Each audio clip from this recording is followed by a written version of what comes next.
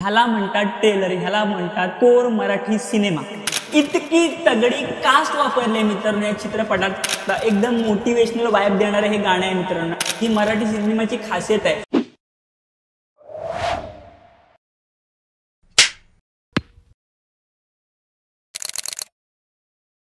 तर मित्रांनो फायनली आता थांबायचं नाही या चित्रपटाचा ट्रेलर लॉन्च झालेला आहे मित्रांनो। काय ट्रेलर आहे, ह्याला म्हणतात ट्रेलर, ह्याला म्हणतात कोर मराठी सिनेमा।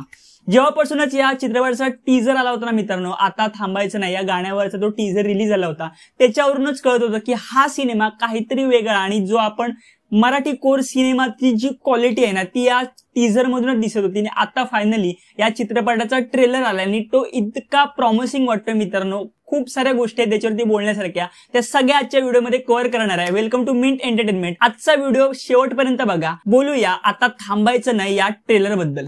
35 वर्ष बीएमसीत आहे, काढू दे मला कामावरून, साहेबांसोबत फिनेल पितो गेले मला। तर हा ट्रेलर बघितल्यानंतर सगळ्यात पॉझिटिव्ह पॉइंट किंवा सगळ्यात जमेची बाजू आहे या चित्रपटाची, ते म्हणजे या चित्रपटाचं कास्टिंग। भरत जाधव, सिद्धार्थ जाधव, प्राजक्ता हनमगर, किरण खोजे, प्रवीण डाळिंबकर, पर्ण पेठे, ओम भूतकर आणि आशुतोष गोवारीकर। आणि याचबरोबर आपल्याला थोड्याशा ग्लिम्सेस मध्ये दिसल्या ते म्हणजे रोहिणीताई हट्टंगडी।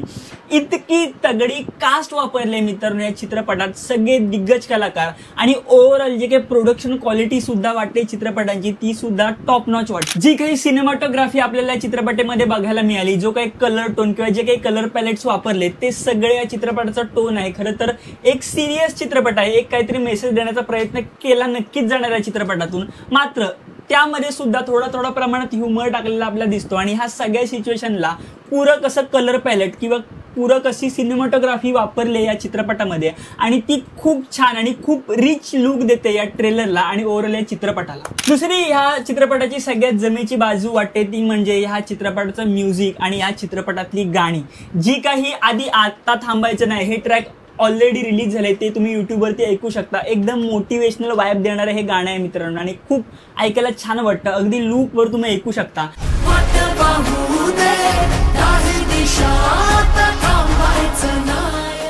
आणि त्याचबरोबर इतर गाण्यांचे ग्लिम्सेस आपल्याला या ट्रेलर मधून बघायला मिळाले किंवा ऐकायला मिळाले, ते सुद्धा खूप छान वाटतात। आणि चांगल्या क्वालिटीचं म्युझिक किंवा चांगल्या क्वालिटीची गाणी, अशी गाणी जी चित्रपटानंतर सुद्धा आपण आपल्या प्लेलिस्टमध्ये ऍड करू शकतो, चित्रपटानंतर सुद्धा आपण ऐकू शकतो, अशी गाणी या चित्रपटामधून प्रोड्यूस केली जाणार आहेत असं हा ट्रेलर बघून तरी नक्की वाटतं। आता हा चित्रपट आहे ना, तर ह्या ट्रेलर मधून सांगितलं जातं की एका सत्य घटनेवर आधारित हा चित्रपट आहे। आता ती सत्य घटना नक्की कुठली आहे हे तर मला माहिती नाही, मात्र या ठिकाणी आशुतोष गोवारीकरचं जे कॅरेक्टर आहे ते काही सफाई कामगारांची निवड करून त्यांना पुन्हा 10वीची परीक्षा देऊन त्यांना सक्षम किंवा साक्षर करण्याचा हा प्रयत्न दिसतोय। आणि नक्कीच या चित्रपटातून काहीतरी एक स्ट्रॉंग मेसेज देण्याचा प्रयत्न नक्की केला जाणार। मात्र या चित्रपटामध्ये आहे ना आपल्याला ह्या ट्रेलरमध्ये कुठे ना कुठे ह्युमरचा तडका आपल्याला बघायला मिळतोय। आणि जी मराठी सिनेमाची खासियत आहे सिच्युएशनल कॉमेडी क्रिएट करणं आणि लोकांना हसवणं, अशा अनेक मुवमेंट्स या चित्रपटामध्ये येणार असं या ट्रेलर मधून आपल्याला दिसतंय। आणि सिच्युएशनल कॉमेडी करत करत शेवटी कुठेतरी हा प्लॉट एका इमोशनल किंवा एका कोर मेसेजच्या पॉइंट वरती जाणार